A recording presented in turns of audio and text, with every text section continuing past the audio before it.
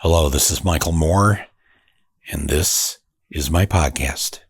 Let the joyous news be spread, the wicked old witch at last is dead. Ding dong, the witch is dead. Witch, oh witch, the wicked witch. Ding dong, the wicked witch is dead. She's gone where the mountains go below, below, below your home. Just open up and see. Ding dong, the merry-o, singing high. Wicked old wicked witch is dead. To be honest, nobody thought that the Wicked Witch, or in this case, Donald Trump, would be gone, and he's not. Let's just get that straight right from the beginning. He's still with us. He's going to be with us. But did anybody be honest? I mean, didn't you think in this, before the trial and during the trial, and went to the jury, that of these 12 jurors, one of them, and that's all it would take, just one, to create a hung jury. All 12 had to vote unanimously, and then there's 34 counts, and they had to vote on each one of those 34, all 12, and to convict him, they needed a unanimous vote. And I know we've been thinking about this the last few days. I mean, let's just be honest. All of us were sure there would be at least one MAGA dude on the jury. We didn't know the names of the jurors or anything about them, as it should be, but they listed their professions. It was like, on this jury, there were 2 attorneys, 2 Wall Street guys. One said he was an investment banker, and the other said that he had worked in wealth management. Okay, that's 4 of the jurors right there. 2 Wall Street, 2 lawyers, 2 engineers, different, fields or whatever, but, engineers. Now we're at 6. There was a physical therapist. There was a speech therapist. There was somebody who said he worked in commerce. Somebody who said he was a salesman. If you look at all 12 of them, and then there was 1 teacher.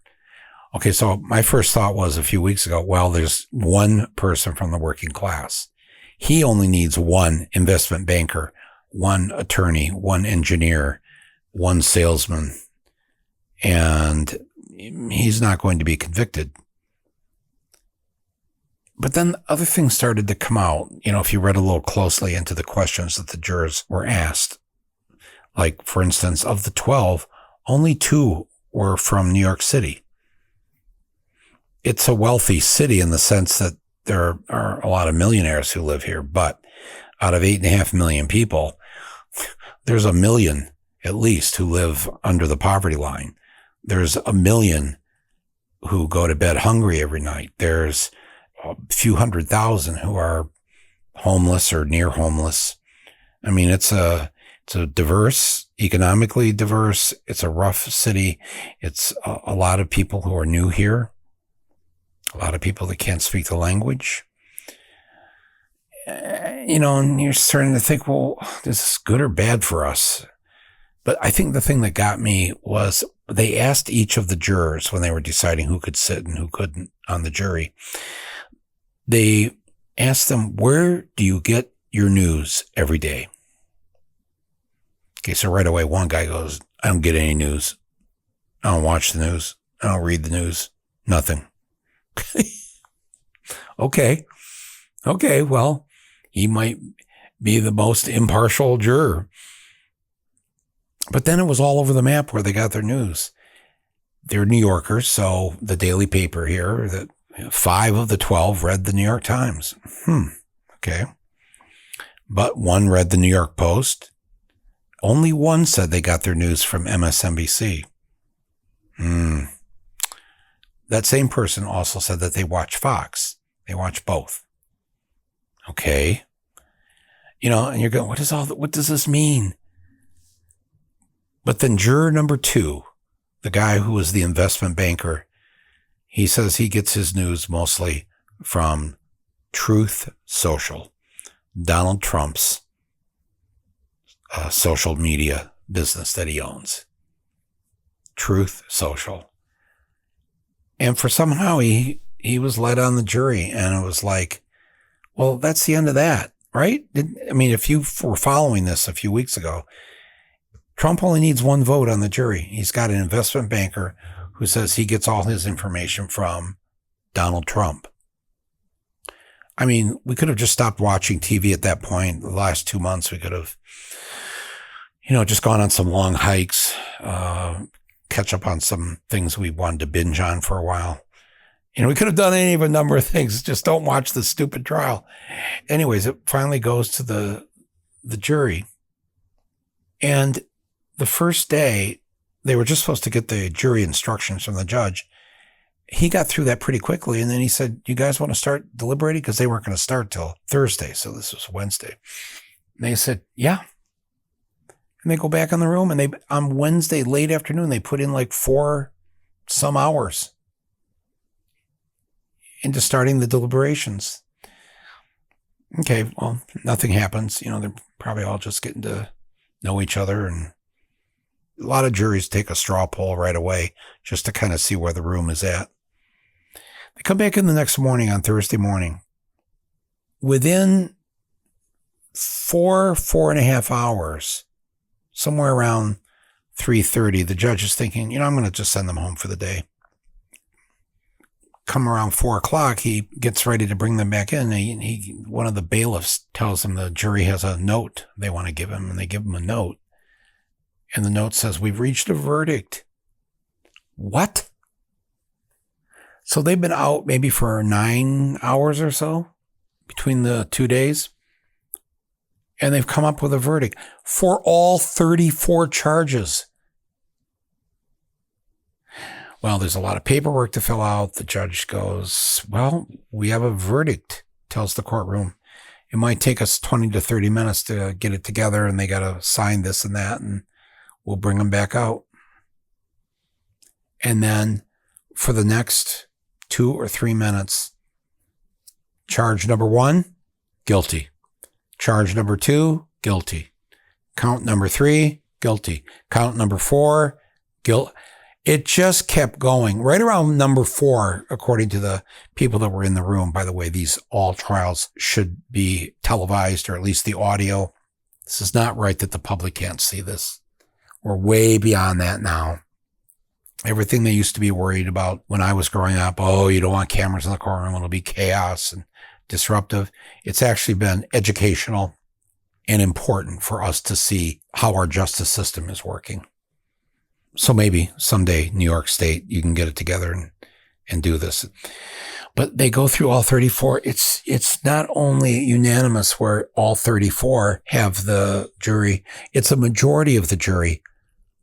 So 34 times they have to ask the jurors, is this how everybody agrees? Nobody objects. Everybody's yes. So what is that? 34 times 12 votes? So that's 364 votes, and they're all the same. And from a jury, understand, juror number 2, the investment banker, he voted guilty. The guy who gets his news from Trump's Truth Social. In fact, I did a quick search online for each of their professions to see, in New York City, what does the average investment banker make? What does the average teacher make? What does the average physical therapist make? Of the 12 jurors, 8 made over $100,000. Most, the average of them was about $140,000, $150,000 a year. Okay. If you just know the statistics, for the country in the United States of America, to be in the top 20 percentile of earners, in other words, you are in the top 20% of Americans who earn the top money. If you make anywhere, I think what it was 100, like anywhere over $140,000 a year, you are in the top 20 percentile. You are amongst the wealthier or wealthiest people in this country. That jury, 8 of the 12 were earners in the top 20 percentile of this country. And, you know, I was saying when they were last year, oh, Trump's now going to have a jury of his peers. And I'm thinking, peers? How do you get to be a peer of Donald Trump? They found 12 fake billionaires. I mean, what's a peer of his? In his first and only term, thank God, the Washington Post did a study, and he was up to lying, I mean, hundreds of times a day. And I think with the total number of lies he told, these are the lies we know of because they were recorded, was somewhere over 4,000 lies in his one term as president of the United States. Actual lies, verifiable lies. And he, for his whole life, has gotten away with everything. From the first time that he was charged, by the way, which is, I think, back in the 1970s, 1973, something like that. If you want to look up the case, it's U.S. versus Donald Trump, Fred Trump. He was in his 20s. He was helping run his dad's rental corporation. His father, Fred Trump, owned at least 4,000 apartments in New York City, mostly in Brooklyn and Queens. 4,000 apartments. And Donald Trump, then in his 20s, was running this. And the U.S. government filed charges against Donald Trump. This is the guy's, probably his first job out of college is working for his dad doing this. Files charges against him and Fred Trump. This is 50 years ago. For violating the law, the federal law, the Civil Rights Act, that says you cannot discriminate on the basis for housing. You cannot say, oh, I'm not renting this apartment to you because you're black or you're Hispanic or you're Asian. No, it was the law then that you were breaking the law if you did that. And that is what Fred and Donald Trump did. When you would go into the rental office for any of these apartment buildings that Trump owned to fill out an application to rent an apartment, and they would see, because you're there filling out a form, what color your skin was. And when they saw that your skin color was black, they put a little C at the top of the rental application form after you left. Just marked it with a little C. I think some had a little circle around it. Made it look like the copyright insignia, a little C with a circle. But it meant to let them know not to rent to them because they were C, colored. I know, you're thinking, oh, really, it wasn't N? No, it showed that they had some humanity in them. They just called them colored. And so if you were colored or black, you could not rent any of these 4,000 apartments that Trump owned, mostly in Brooklyn and Queens. In fact, the federal government, in filing their charges against the Trump family, or can we just say from now on the Trump crime family, when they filed the charges, in those charges, it said that over the years, the Trump family, the Trump organization, out of the nearly 4,000 apartments that they owned, they had rented an apartment to a total of 7 black families. 7. Over many, many years. They owned nearly 4,000 apartments. That's a serious commitment to your racism. And it didn't matter if on the application form, it showed that they could afford the rent. They made enough money. They were willing to put down the security deposit. They had the money for that. There's all the usual crap you got to go through when you're renting. That didn't matter, though. It didn't matter if they had the money. It didn't matter if they earned enough to afford the crap apartments this is the only time I'm going to get sued by Trump, is I called his apartments crap and shit. Did I say? I didn't say shit. I'll say it now. The shit apartments in Brooklyn and Queens that the Trump family owned.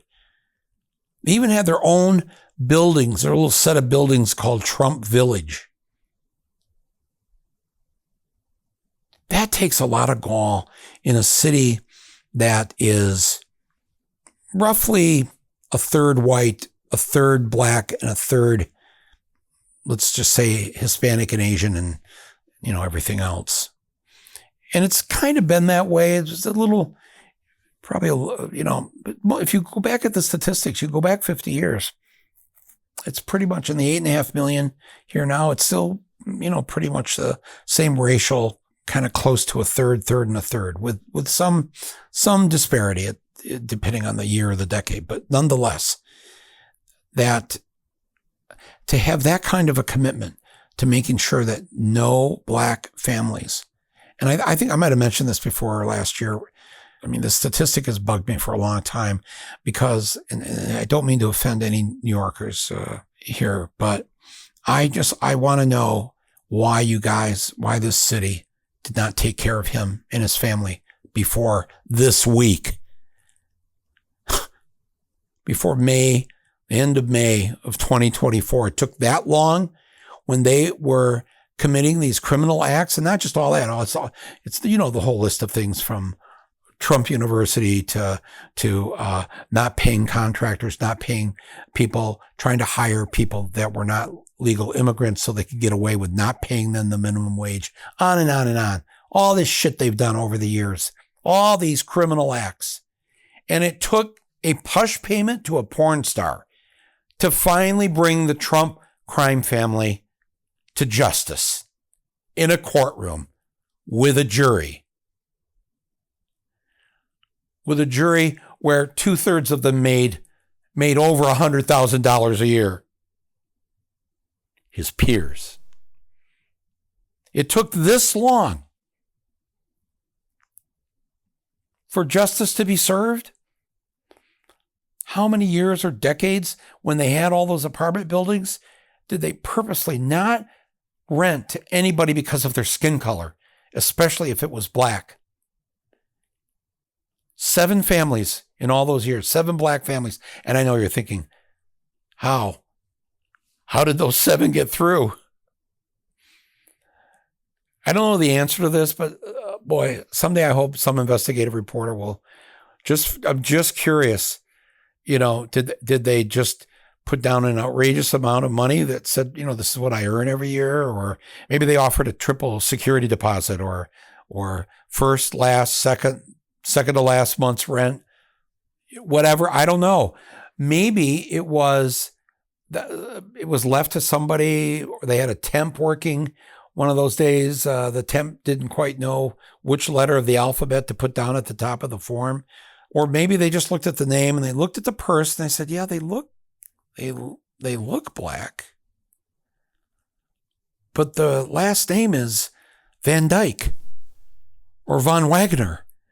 Or I need a good WASP name. Anybody got a good WASP name for me? Fletcher Henderson III. You guys get my drift, right? It's both damning and funny, but mostly damning. And I'm just curious, how did the 7 black families scoot through the racist system that Fred Trump had set up and his son Donald then carried out for him? And they were hauled into court 50 years ago. There was no way out of it. They had all the goods on them. And so they settled it, as they did for many of their crimes throughout the years. Always a settlement. We could always do 20 cents on the dollar, folks, right? It was not a criminal act, as in they could have gone to jail for being racist. We still allow that in the United States. You will not serve time for certain. Now we have what are called hate crimes, so you could serve time for being a racist. But back then, back in the 70s, I mean, all you did was deny people a roof over their head because of the color of their skin. These Trumps have done this for decades upon decades upon decades. And I'll go back to what I was saying to New Yorkers who are listening to this. Why'd you let them get away with it? Why didn't anybody say or do anything? It was clear that they were not good people. It was clear that Donald, even in his 20s and his 30s, was a bit of a rogue. Something wasn't right with this guy. He was scamming it. You could just tell, your instinct could tell. And, he'd be, this or that would happen. It'd make the front page of the tabloids here. But it became kind of a cool thing. The Donald. The press came up with a nickname for him. That's not Donald's nickname for himself. They called him the Donald. And here's the big front page of him dating this babe, or page 3, him and another babe. All because it was just so entertaining and so fascinating and so funny and cool. New York in the 70s, cool. To those of you like me who are from other places around the country, if you're from Chicago, would somebody get away with this many crimes? Okay, maybe Chicago, maybe wrong choice. I can speak for Flint or Detroit. I can tell you that Donald Trump never would have been president of the United States, never would have continued for 50 years with this kind of behavior if he was in Detroit. Even if you guys don't know Detroit, you know Detroit enough to know. We have a river too, The Trumps, for their crimes, for the crime family they belong to, they weren't going to end up in the East River. I'm telling you, if you pulled that kind of shit in Detroit, and if you did it for decades, can you imagine in Detroit putting a C on the top of any application, a job application, a rental application, anything, to make sure the boss knows this person is not white, this person is black? How long do you think you can get away with that in Detroit? Go ahead. Anybody? Any guess? Anybody? How long in Detroit would Trump gotten away with that? How long in LA? How long in Seattle?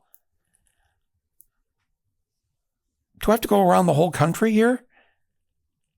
It was the job of the system here in New York, the law enforcement system, the judicial system,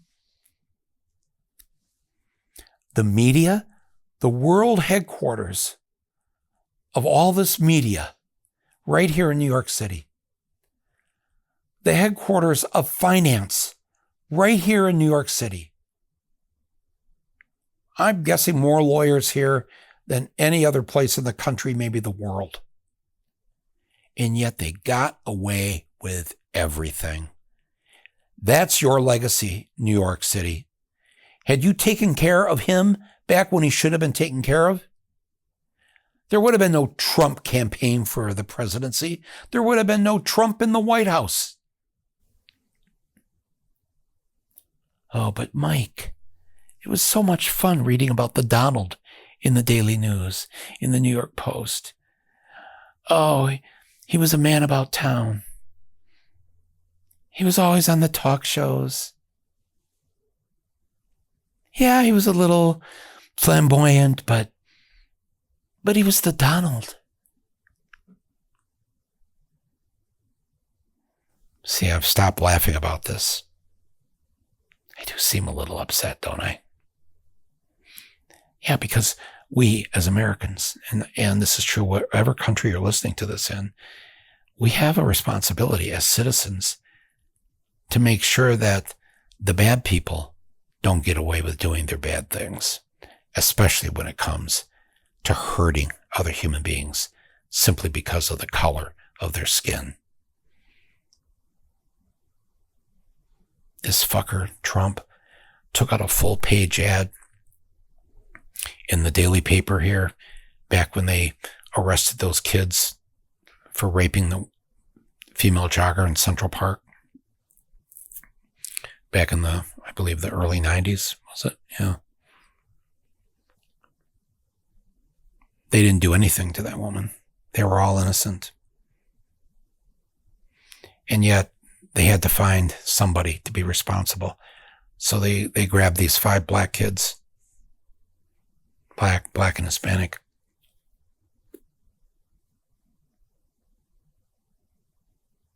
And they all served prison terms. Multiple years prison terms for something they didn't do.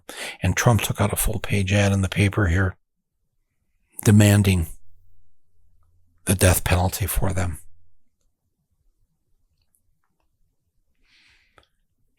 Trump, the judge, the jury, and the executioner.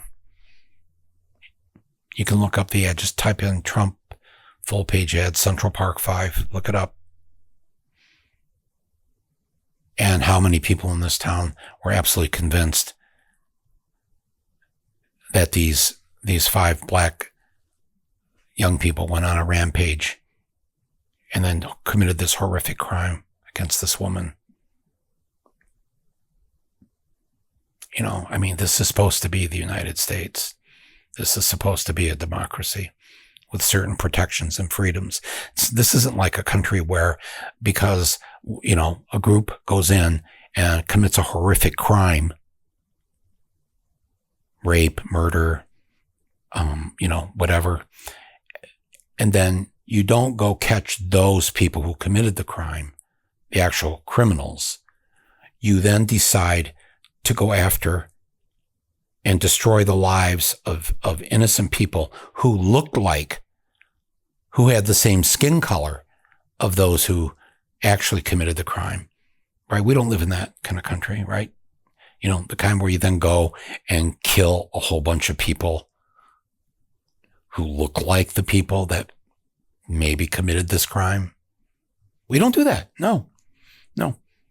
If somebody from Serbia breaks into your house and steals a bunch of stuff, the police don't go out and look for just Serbians and then arrest them and just arrest how many Serbians you can find and put them in jail. Why? Because they're Serbians. And we know that the people who committed this robbery were Serbians. Right? That's not how we do it, right? If one group of people commits a crime, we then don't go and punish the rest of that group of people. Okay, good. Yeah, sorry I'm taking so long with this, but I just wanted to clarify that that's not what you do in a free society, in a democracy, in a place that has equal rights for everybody. But here, New York City, big liberal New York City, went out and grabs 5 black guys, puts them on trial, and either forces them to settle for a certain amount of time in prison, or we'll take this to the jury, and the jury, they'll throw the book at you. They'll throw you in prison for life. But not Fred Trump and not Donald Trump. And so that's why when I think about what happened this past week, yes, I'm mad it took this long. Yes, I'm mad at the white people, the majority of white voters in 2016 who voted for a man who was proud of how he could just grab women, grab them by their private parts.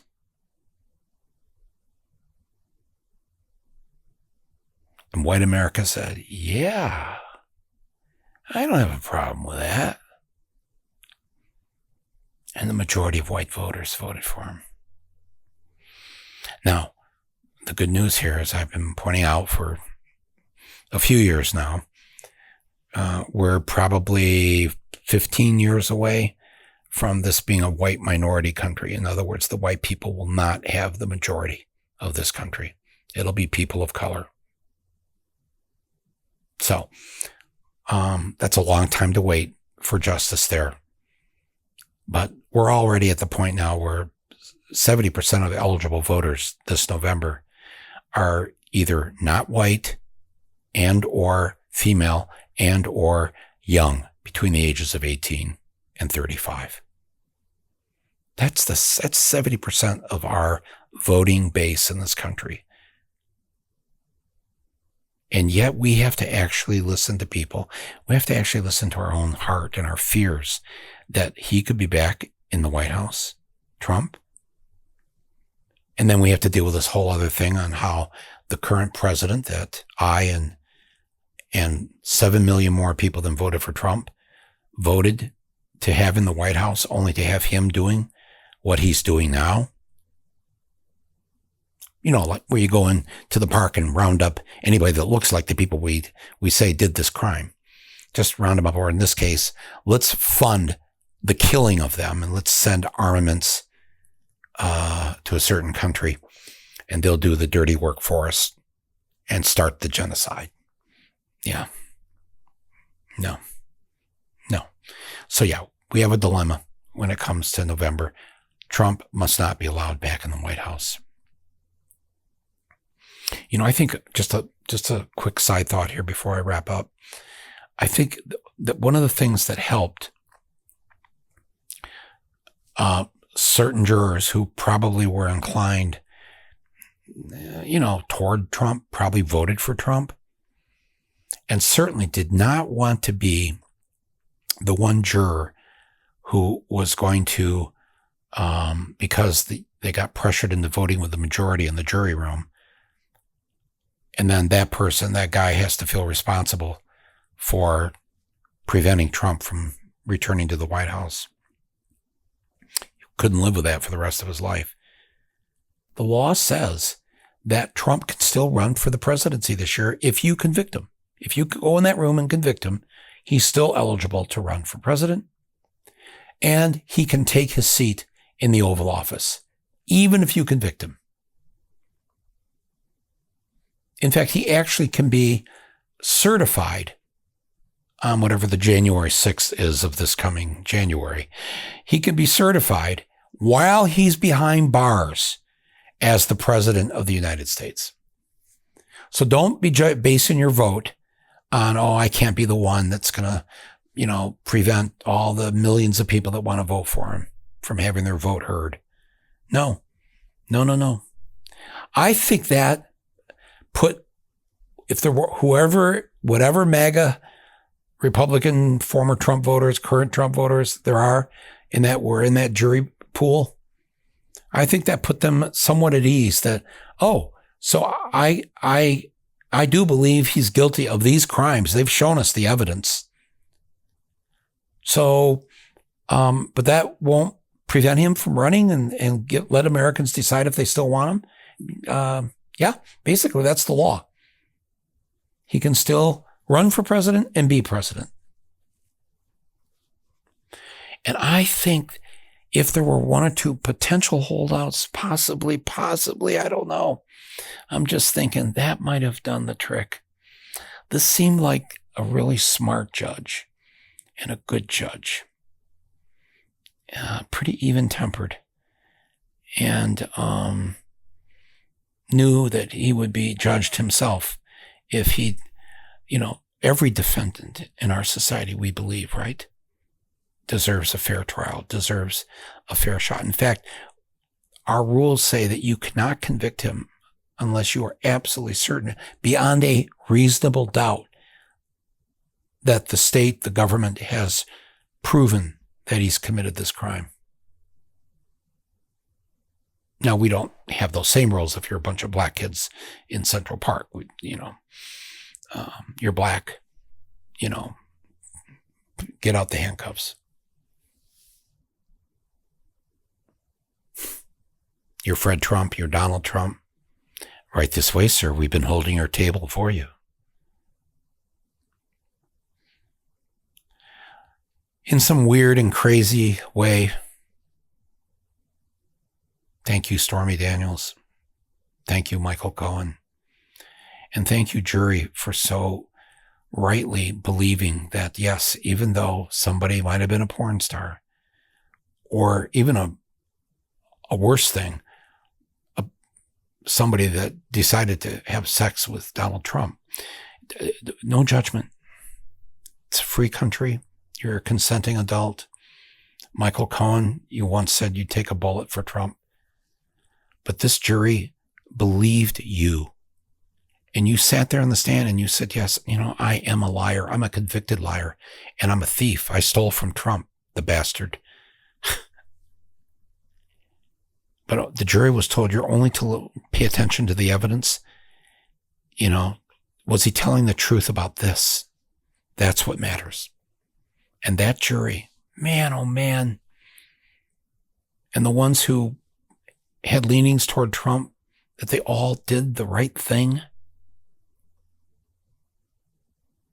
And Trump doesn't know what to do with himself now because he's off on a tangent. He's gone crazy.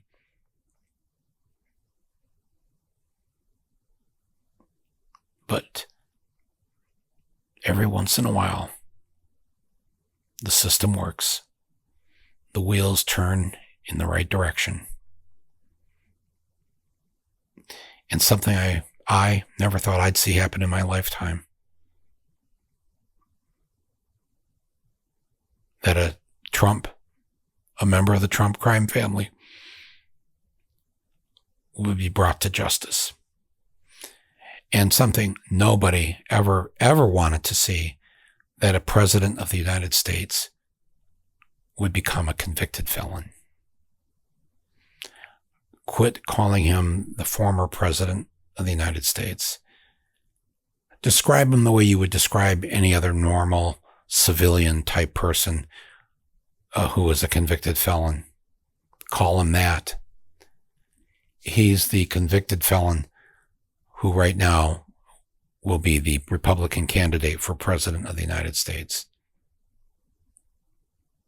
I don't care what order you put it in. He's a Republican first, then a convicted felon, or a convicted felon and then a Republican. It doesn't really matter. He's not the first Republican that's actually commits crimes that people that were never brought up for charges on those crimes. Nixon, George W. Bush. It's okay. It's not okay, but here we are. One for our side.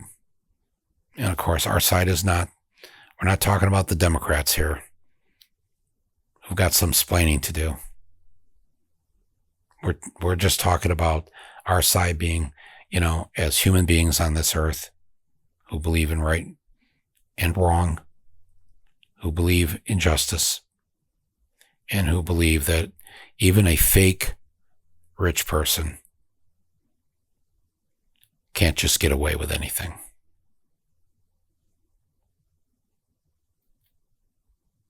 Before we finish here, I just want to thank today's underwriter who is supporting this podcast.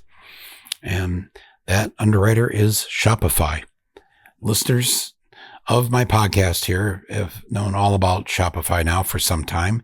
They are, of course, the global commerce platform used by millions of people around the world, including this very podcast. The great thing about Shopify is that they've made it their mission to make it easy for you and anyone else to start and run and grow your own small business.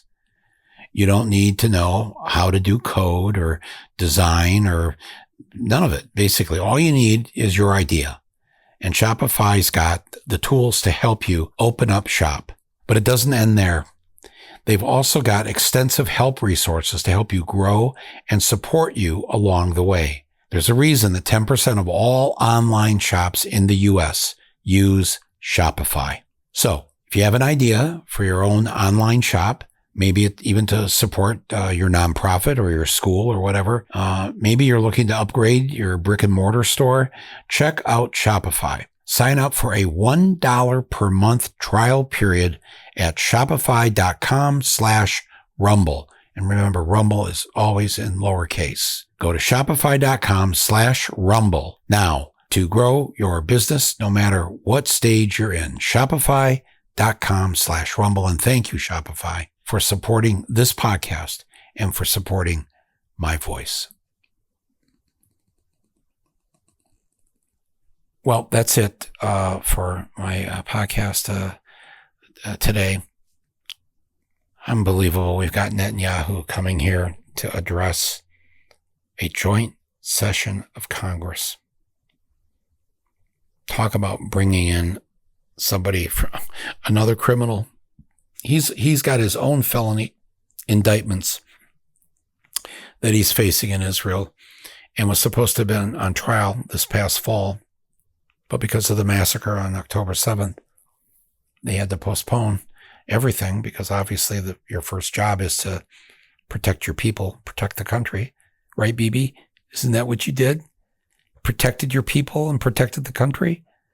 Yes, you did. You little BB, you're so cute. Yeah. The people of Israel, I think, most of them, no matter where they stand politically, they don't have short memories. And I'm predicting a not so dissimilar podcast to the one we are just closing up right now here with this day of Trump's reckoning. That Mr. Netanyahu will have his reckoning. And there are millions of people in Israel that cannot wait for that day to happen, especially the families of these hostages. October 7th never should have happened. And the judicial system, which he was trying to destroy before the assault on October 7th, in Israel, and the incredible investigative reporting and incredible writing and media that exists in that country. You probably don't know that, but I get 3 daily newspapers online from Israel every day, and in English. You can do the same. It's boy, oh boy. You learn stuff you're not going to learn here. It's been very helpful. So, we'll deal with Netanyahu here whenever he arrives, and we'll talk about it, and love to hear your feelings about it. And we forge on here. It's a hell of a year. We're going to get some great news, and we're going to get some awful news, starting with the Supreme Court here in the next few weeks. So let's just keep our heads above water. Let's keep fighting for the things we believe in. Do not despair. Do not give up. Not now. This is oftentimes how it is when it gets near to the place when you have success. Not to use a sports analogy, but sometimes the season before you win the cup, the World Series, the Super Bowl ring, was your worst season, that last season. Any Detroit Lions fans know what I'm talking about. That, we still haven't been to the Super Bowl. But man, the way things can swing in this world, in our lives even, personally, you're in the hole and suddenly you're on top of the world. It does swing like that. That's why I never even think of giving up. You're not alone. You've got me to start with, and you've got millions, tens of millions of others. And when it comes to the planet Earth, you got billions who believe the way you believe and are rightfully scared shitless for what is happening and could very well happen in this place we call home. So we have to fight on. We have to be involved. We have to not lose our sanity. We have to keep our sense of humor. And, maybe someday they won't call you the Donald. New York, I love you. I do love you, actually. It's a great city. But, man, you got this one wrong, and we're still paying for it. So one more thing, just a little piece of comedy here from Jimmy Fallon this week. They posted this on, what was it? Thursday or Friday night. So it was within 24 hours, I think, of Trump's conviction. They took from actual speeches of Trump, the words, to the new Trump anthem, "I fought the law, but the law won." So I'll leave you with that. If you want to watch the video of it, maybe we'll have time to put it up on the site here. But that's it, my friends. Thanks to my executive producer and editor, Angela Vargos, and all the people who listen, all of you. We'll talk real soon here. This is Michael Moore. Take care. I paid hush money because I've had a lot of fun. I fought the law and the law won. I'll be taking naps until it's all done. I fought the law and the law won. Somehow I'm still allowed to run. I fought the law and the law won. I fought the law and the law won. Take me home, mommy. This is too tough for me.